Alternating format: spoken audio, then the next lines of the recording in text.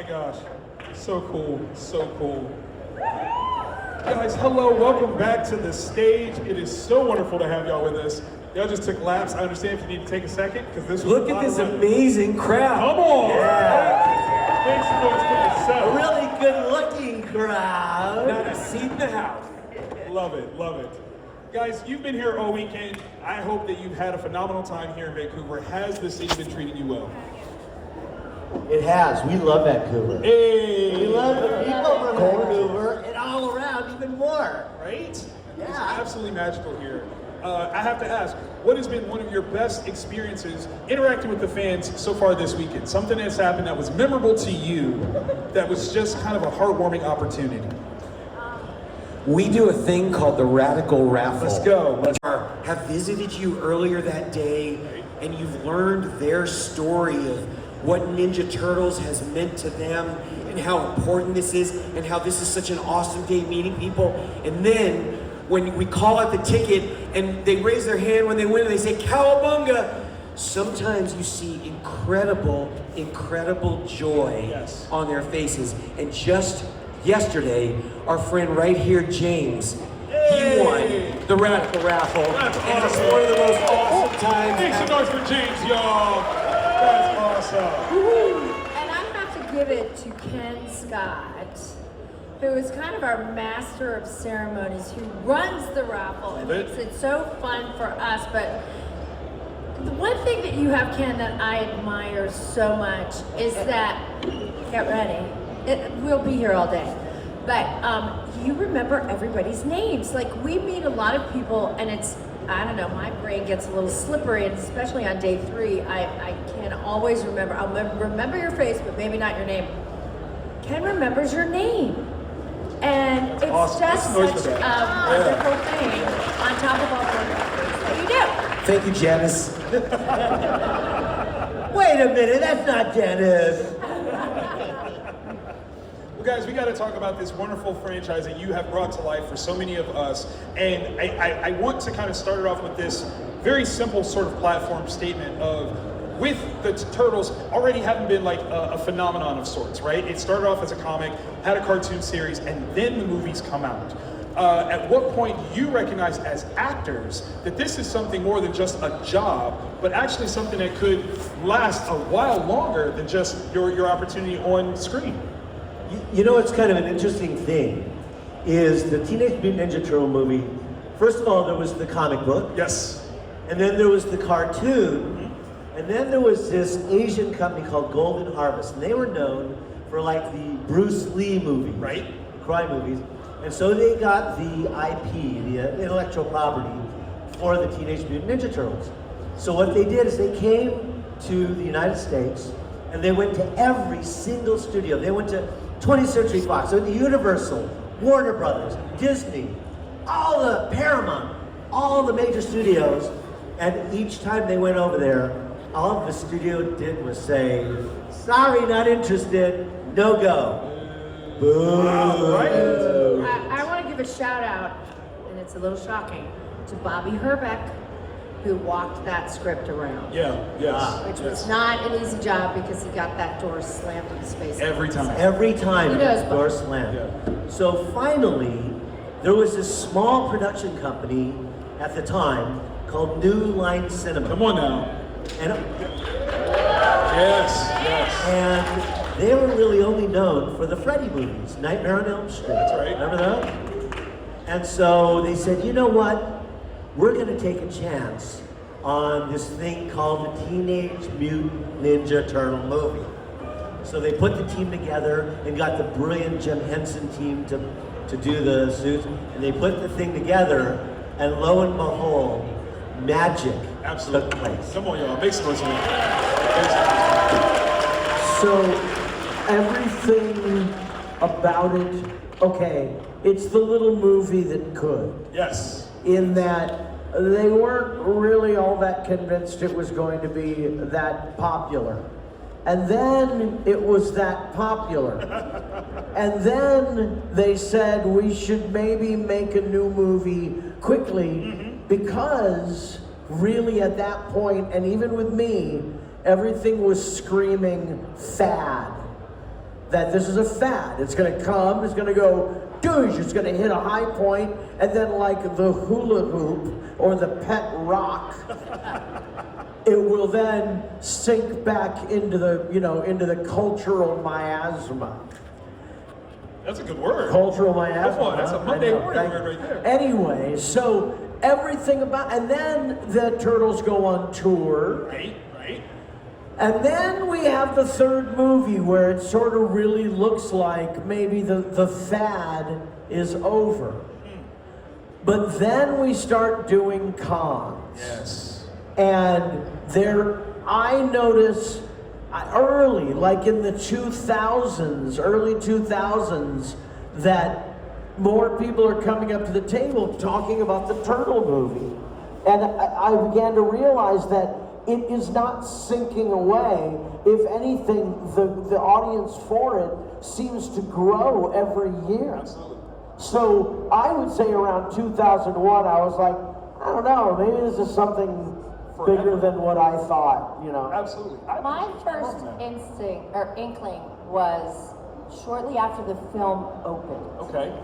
And I was asked to go visit a little boy at Los Angeles Children's Hospital, and he had leukemia, and he was getting ready to have his bone marrow transplant. Wow. And what they told me, and he was 3, and they said what he does is every day he dresses up like a different turtle, and that's how he's going to fight his cancer. Would you come and visit him? And I was like, of course I would. Absolutely. And so what I decided to do was go to Toys R Us and go get him some toys. Because, the movie just opened, it's all happening. The aisles were filled. And then I thought, I'm gonna dress like April. And I'm going to bring him toys. And so I go to Toys R Us on a Saturday. Oh no. Dressed as April O'Neil. Mistakes were made.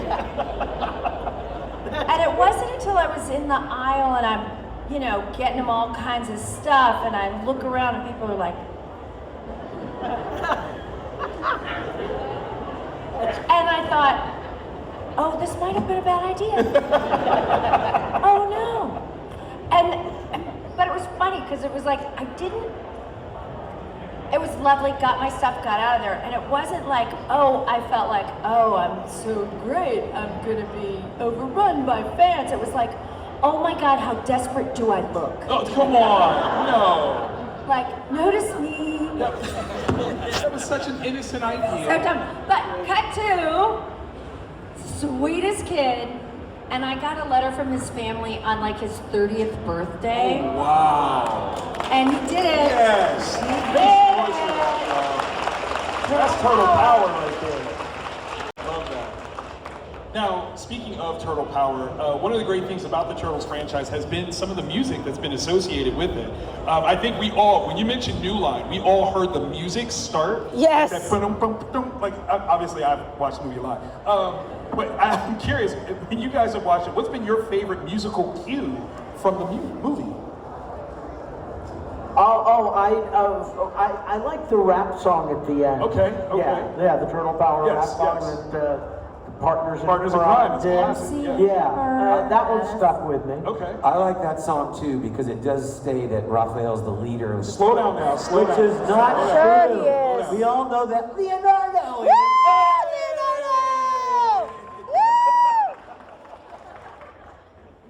Can I actually, I'm he's not the surprised that you Papa didn't Luigi. say that guitar riff that is the beginning of one of the coolest scenes ever, the fellow Chucker scene, because that riff is, that's just so memorable. Everyone knows that one, it's absolutely classic. Any others that you guys throw? It's a shame, Robbie, I am such a fan. I had somebody at a Comic-Con give me a CD that was all the singles from the film. So there's the ambient music by John Duprez that's brilliant, and I've signed a lot of the albums of that. But they're hard to find. Yes. But it's now on CD, And it's all the singles from the movie, and somebody gave it to me, and I kept it in my bag, and I slipped it in my car, and I'm driving down the road, and I'm like, holy, this is a great soundtrack, and I had forgotten. And there's one song in there by MC Hammer that you cannot find anywhere. He's never released it, and you will bop out down the road. Every time. For sure. Listen. Oh, okay, wait, real quick. When you're in the Shredder has his lair where all the kids skateboard and stuff. Oh, yeah. They play that song, "This is what we do." That's awesome. Yeah. Yes. I'm sorry. Obviously, as the movies progressed and you had all the wonderful showcases for the Turtles, one of the fun things was the concert series. Did you guys ever go to any of the concerts for the Turtles? Did you guys ever do that? No, I was like, are you kidding? This is happening now? Absolutely. So cool. Did none of you went to Didn't the do concerts? it, no, but met somebody at a Comic-Con who was one of those guys, and they were at like dressed in turtle suits on the top of where do they do the Rockettes? Radio City Music Hall, and it was a guy. He was really young. He was like 18 years old. He really wanted to be an actor, and he said, I was like a Beatle, and the fans were screaming, and he went, and my career was nothing but disappointing after that. I felt so bad. No. Listen, That is not Turtles true. were pinnacle. It's the truth. It's the absolute truth. Now, Ernie, I would be remiss if I didn't bring up specifically your turn outside of the suit as Kino.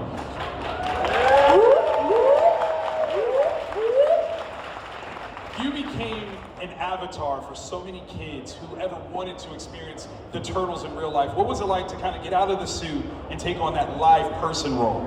Yeah, it was pretty awesome. You know, I've been traveling all across the United States since I was a little kid, doing martial arts competitions and demonstrations and things like that.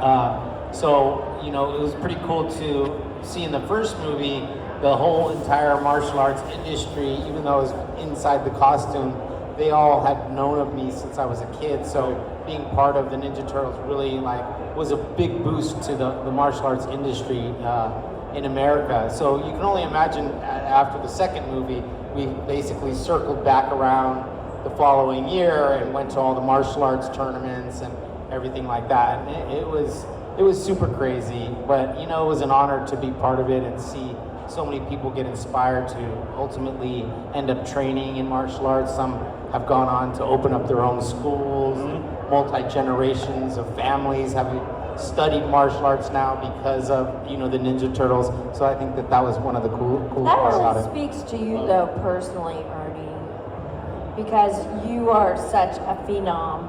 Facts. You're a phenom, and I don't know very many people who do a movie and then have in the sequel a part written specifically for them. Just saying. Martial arts royalty. That's right. That's a child. But This one right here.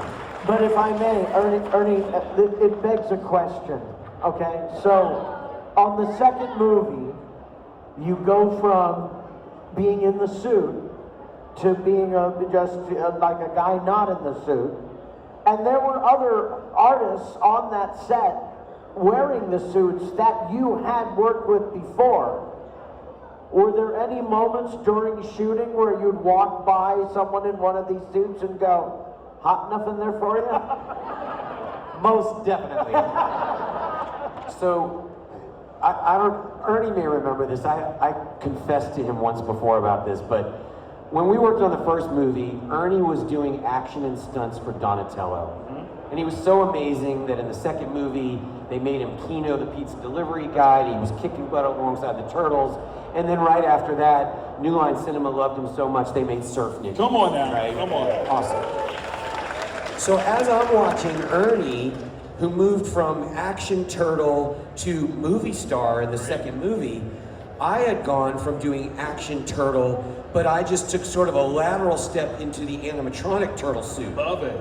So, to be honest, I was a little bit jealous of what Ernie was doing. He didn't have to wear a stupid turtle suit. But throughout the movie, in the second movie, Raphael and Kino have a very distinct relationship, because they're both kind of dealing with issues and they find each other to get through this thing.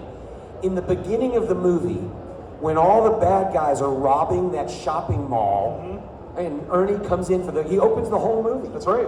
And he's like, did I mention I studied martial arts? And Yeah. he kicks these guys' butts, right? No, So stay down. he's the king. We're shooting the movie. Everybody loves Ernie. He's awesome. I'm sweating my ass off in this turtle suit. And in that scene, the turtles come in. That's how they open the movie. And Raphael says to Ernie, you got to get out of here, get out of this fight. And he wants to protect him. So he wraps him in a blanket and he drops him in a trash can. Yes. I remember that. This was my opportunity to get back at Ernie. Every time I wrapped Ernie in that blanket and picked him up, which was not easy in a turtle suit, I would drop him into the trash can in such a way so that if his head hit the side of the can, it wasn't my fault. I was in a turtle costume.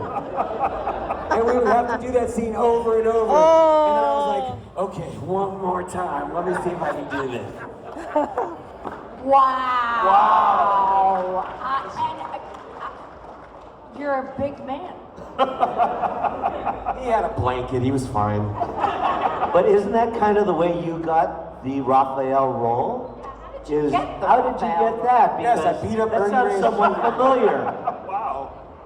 No, for those that don't know anything about me, I started when I was 13 or 14 years old. I was a martial artist.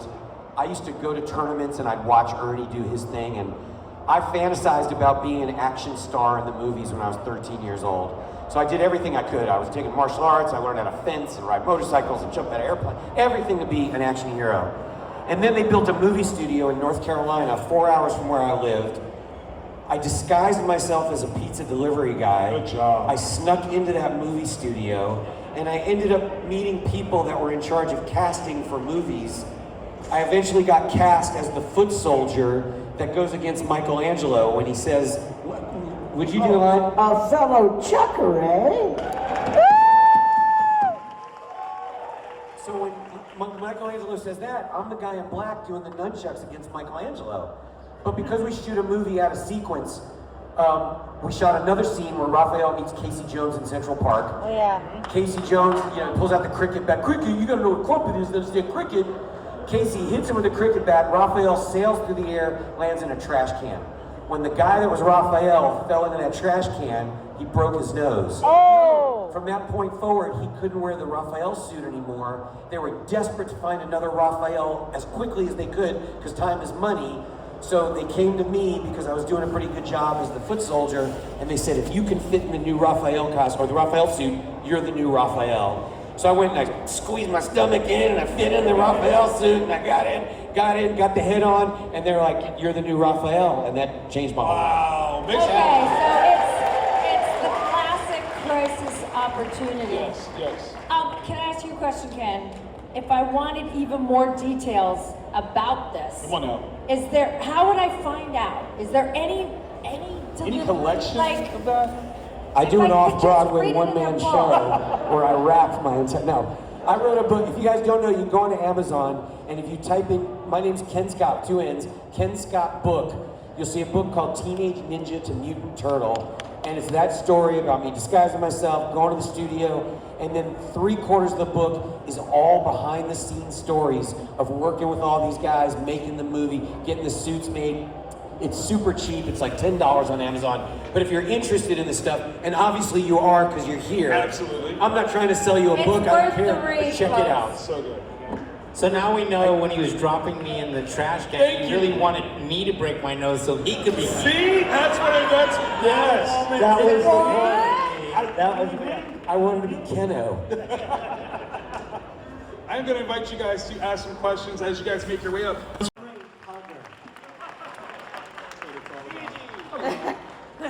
Luigi here. So there, so this is like more for the Shredder, and this is a YouTube comment. I was just watching the second Teenage Mutant Ninja Turtles film, or like the scene.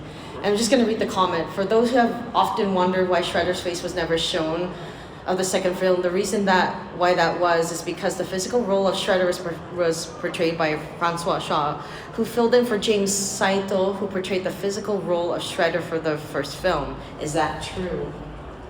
Yes, every word of it. Oh. I'm not sure, when they did the second film, I'm not sure why the cast change happened. Me too. I did ask James. Oh yeah, she wasn't there the Yeah. second. I'm upset. Right. I'm mad. You weren't there. Fired. Why weren't you there? Ask Yeah. James. I was so mad. It was like even the second and third, I was like, that's not April. Who's this lady? Hollywood's a fickle place. Yes. Yeah. I did ask James why he didn't do the second movie. And he said, well, scheduling, I was either going to do Turtles or I had a chance to work with Anthony Hopkins. Well, I think I would have. I mean, listen, mistakes are made sometimes. And also another was Raphael in the taxi. And that was That's awesome. My fact. That's amazing. Hello. Hello, my name is Naha. Thank you so much for your art and your movie magic. All stayed with us. April is one of the reasons why I value incredible independent journalism. Come on now. Come on. Go Ninja, go Ninja, go. Oh, woo!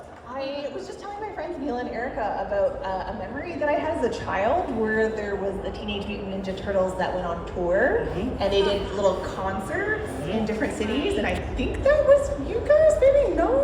That's called the Pizza Hut coming out of their shells Yes. tour. Oh, yeah, I And that remember was that. a separate group of turtle performers in their suits traveling around doing another thing. Okay, perfect. Thank you for clarifying because I just didn't know, and I just knew as a child that that was magical, but now I have to go around. No. It's There's still more turtles to magical. love. There's I say all the time. Go ahead. No, I was just saying, growing up is painful. When you find out stuff about your childhood heroes and how it actually goes, you're like, what? They were lying to me. You're here now, so. No, there's multiple James Bonds. There you go. That's a good way to look at it. So like, I find it really interesting because I think part of the enduring popularity of this intellectual property is that there's always a new iteration of it. Yeah. And with each new iteration, there's a little tweak on what came before. And, I'm now one of 8 Mikeys, I think, right? And You're the original. it's like You're the original I think Mikey. Townsend Coleman is For the the movie. original. Yeah. For the movie. That's the thing. I mean, I'm the George Lazenby Wow. What a reference. of the Turtles. What a reference. Okay, 35 years later, thank you so much for coming. 35 years later, yeah. Hello. You can tilt that down. Yeah, it'll. There you There you go. go. Take it off. Take it off. There you go. Take it off. There you go. Right I on. look like Tom Jones. My name is Landon. I landed. What's your favorite movie that you made? Favorite movie that you've made Ever? ever? Yeah. Well, I made my own movie in 2006 Come on now. called Stump the Band. That's my favorite movie. Love that. Love that. Everybody's looking at me. Okay, now I have to think. Yeah, because his IMDb page reads like a CVS receipt. He's been in a lot of. Okay, so I did a movie called Birds of Prey. Yeah. And the only, not really, I don't know if it's my favorite, but it was one of my favorite ways of getting killed on film, which happens a lot. So in Birds of Prey, I got hung upside down and he sliced off my face. Wow. Yeah. That's pretty original, I think. Besides the first Teenage Mutant Ninja Turtles movie, which I love, Right. I starred in a movie called Showdown, which you can see on Amazon Prime right now for free. Showdown. It's basically like Karate Kid, and I'm the Karate Kid. That's awesome. Yeah. Awesome. I talked about it earlier. It's a very close 1 and 2.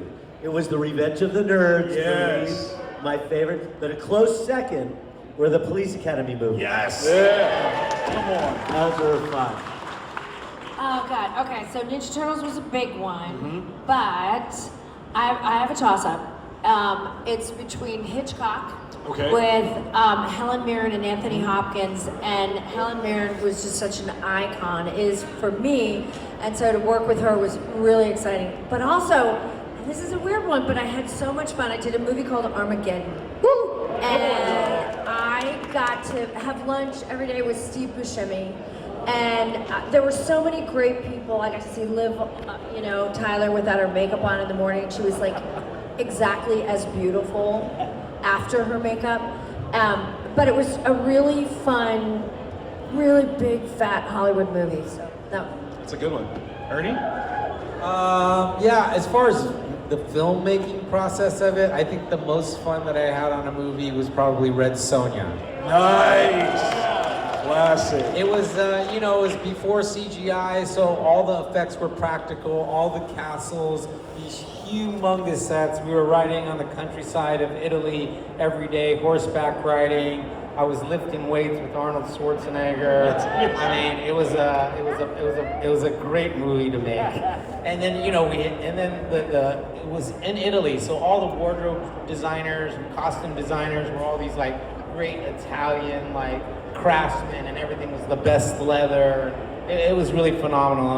And Ennio Morricone was on the soundtrack. I mean, How was the food on that movie? Amazing. Hey, Ernie. One of the things I love about doing these panels is I learned something about these guys new every single time. And I have to say, we've been traveling a lot together, and I'm hearing more and more stories from you that I've never heard before. And I got the audible version of Ken's book so that I could hear it in his own words. And have you ever thought of writing a book? Because I just think you have so many incredible stories. I would personally love to hear that book. Or read that book and hear it, because I love the audible version of about anything. yes, I have. And Ken's the star.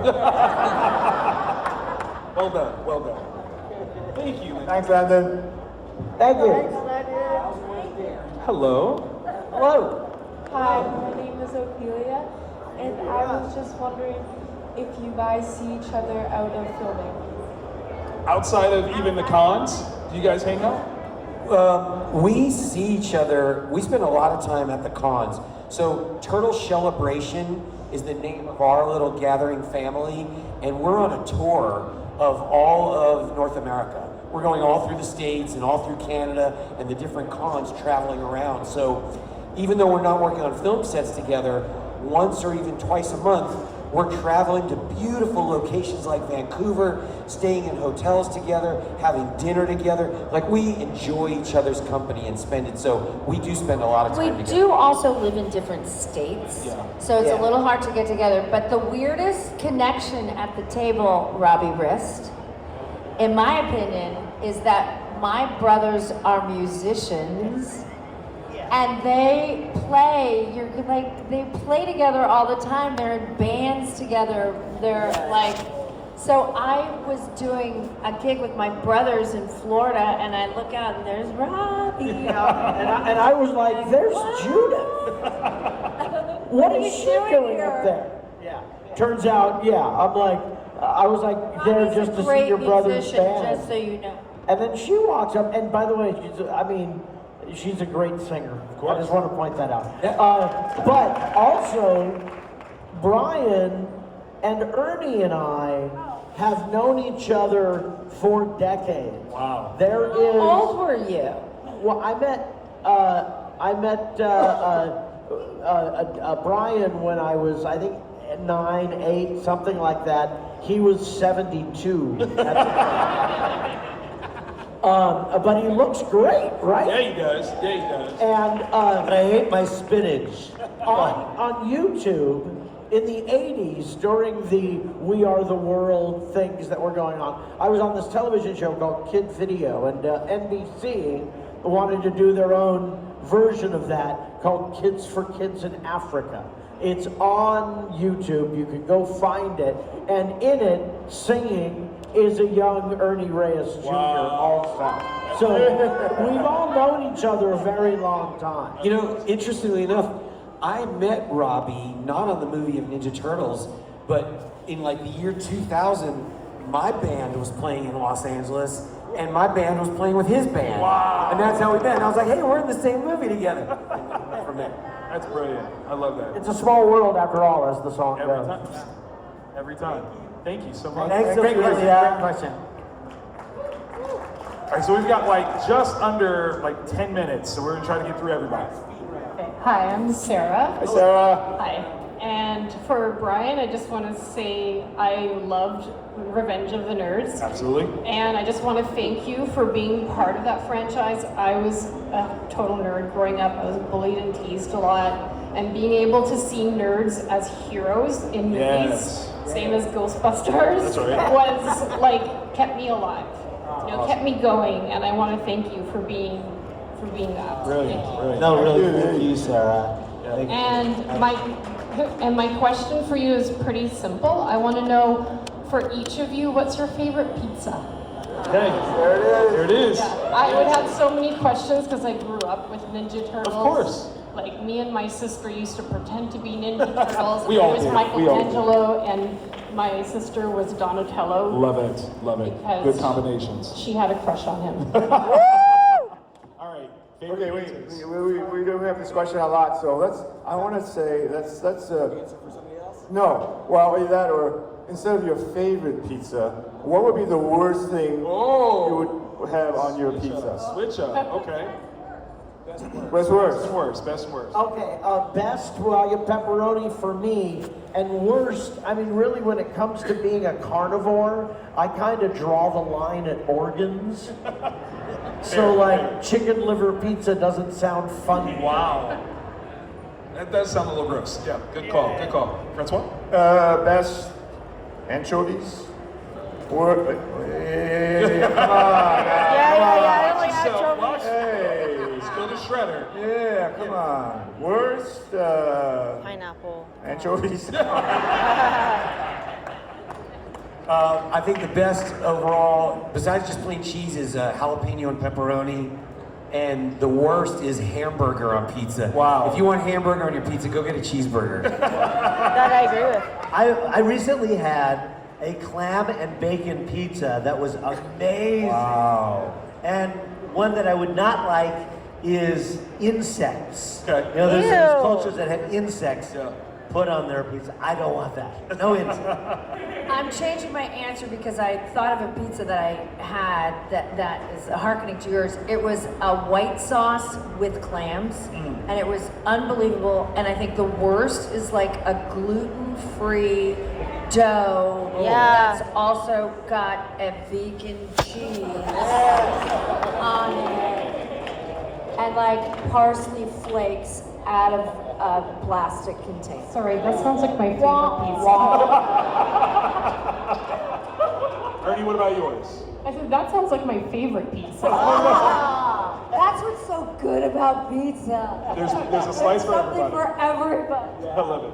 Mine would probably be margarita with heavy chili flakes and a sprinkle of Parmesan. Okay. All right. And the worst, frozen pizza. Hey! So really quick, you know, you were talking about when you were young, you felt, you know, kind of pushed around for being nerdly. I was a big nerd and Just so geek you and- know, look around the room. I The know, nerds, right? The nerds won the war. Yeah, we did. Yeah, we did. nerds won. I mean, like when I was a kid, you wouldn't see things like this, and So people true. dressing up in cosplay and it being so accepted. There are- and like there are I'm people- a parent myself, and my kids do cosplay, and I love that geek culture, We nerd appreciate culture that. has become so accepted. There are Absolutely. people who used to Thank be. you. Well, you know, nerds are cool. Yeah, we are. Yeah. Nerds are cool. Hey, I just want to say, are there any other Sarahs in the audience There's a that few. love Brian for Revenge of the Nerds? Because we seem to be having a sale on Sarahs who love Revenge of the Nerds. So let's just get them all together. It's a fan I group. think because Sarah was a very popular name in the 70s and 80s and Fair. 90s. Fair. I love my Sarahs. So I love my Sarahs. we've got just Thanks, Sarah. We've got just under 5 minutes left. So I have a request. We have just under 5 minutes left. I see a young one in the line. Can we let that young one scoot up, pretty please? Come on up, come on Come on up. up here. Hello. It's like a young. Callum. Hello. And how hot was it in the suit? That's a real question. It was so hot. It was so hot that every day we would sweat out anywhere from 5 to 10 pounds of water weight. Wow, correct, sir. We would sweat so much that we would get dehydrated and we get nosebleeds inside the suit. And then also when we took the heads off in between takes, sometimes we would have oxygen tanks standing by so we could sit and breathe those. And I send it over to Ernie for 1 second because he told me something that I had never known at a Comic-Con about what you did to moderate your body temperature. No, I mean it was super crazy, super agonizing. But you know, like I had mentioned going into it, a super fan of Golden Harvest and all the martial arts films and Bruce Lee, and there's a scene in Enter the Dragon where he gets trapped in this little cylinder in the gates, and he sits down and crosses his legs and starts meditating. And that was kind of the mindset that I had going into it. I was like, you know what, no person, place, or thing's ever gonna break my mind.